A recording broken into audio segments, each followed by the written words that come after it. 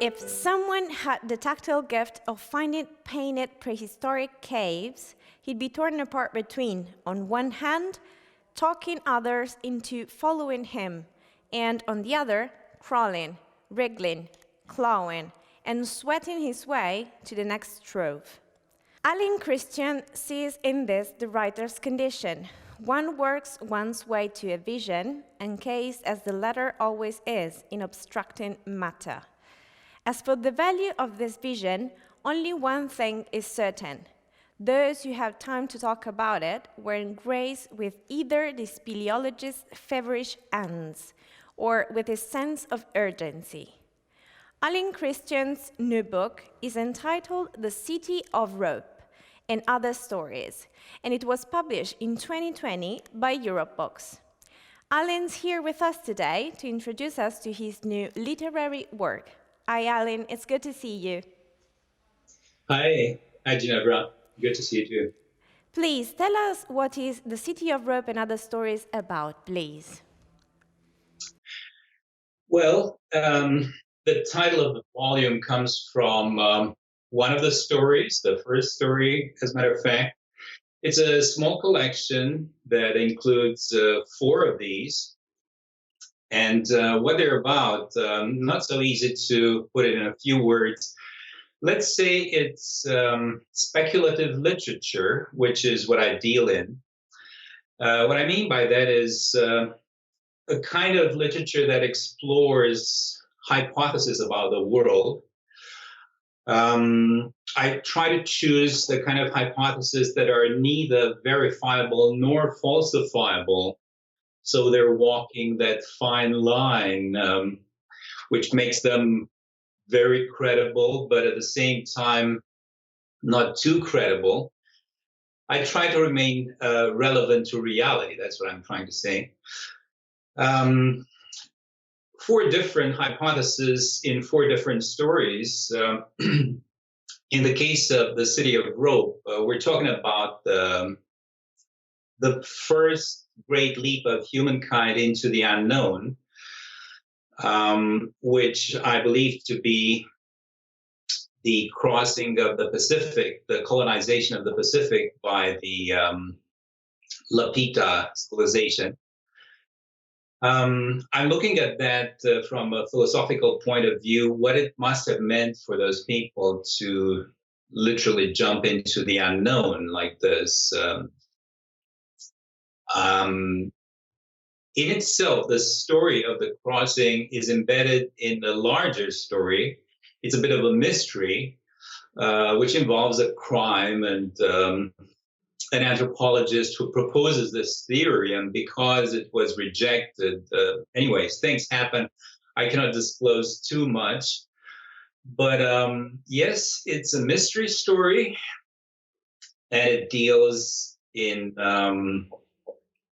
existential hypothesis. It's a relatively long one. That's why I hesitate for calling them short stories.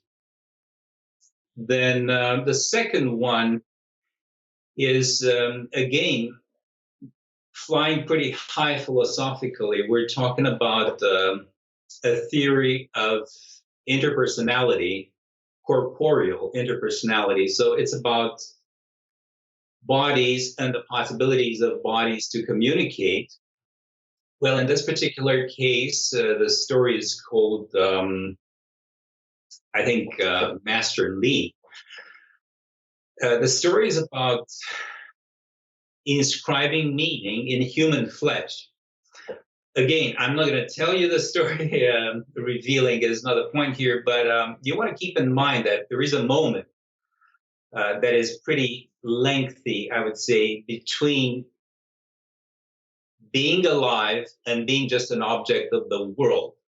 This passage of the human body from being alive to being an object, being deceased, in other words, this passage for professionals spans a few hours, depending where you set the limits. But it's not a moment. We don't die instantly. So what happens in this time? There is still the possibility of some communication there. I'm speculating on this. And again, I'm embedding it in a story that has some literary interest.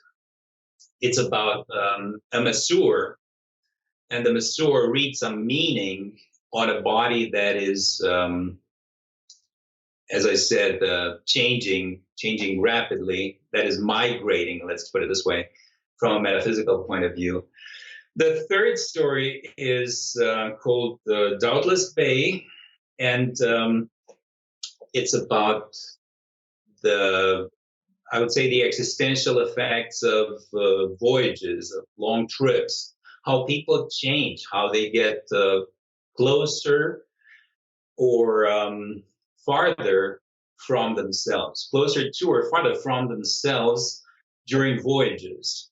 A voyage is, by definition, an operation of self-discovery, among other things, and that's what I'm interested in. Again, the story is about two friends who were reuniting after many, many years, so they're sufficiently known to one another, but at the same time, they have changed a lot. We're talking about 3 decades that separate them in time. And what I'm trying to say is that when one of them travels towards the other, as a matter of fact, he's traveling away from the other, closer to himself. In self-defense, it's a reaction. Many other things happen. Okay, let's leave the rest to the readers. Okay. Yes. Just 2 quick questions. Since when do you write? Well, my debut goes back to 1993, I think, or 1995. I'm not quite sure. If we're talking about articles, academic articles published, but my first book came out in 97. Okay. Again, I'm not quite pretty, 97 or 98. Okay. And any future literary projects? Are you writing on something? Yes, I'm working on another similar collection of stories. They're always not the shortest you can think of. It's going to be called Riverside, and this time around it's about some events that happen in Cambodia in the area that's called Riverside in Phnom Penh. This is by the river. It's frequented by tourists and most of the foreigners. And again, some if you want to call them existentialist adventures, it always has to do with the status of the body, the status of intercorporeality. Okay, we'll be waiting then. Thank you, Alin, for answering our questions. The City of Rope and Other Stories, written by Alin Cristian, is now available in physical and online bookstores, a publication by Eurobooks.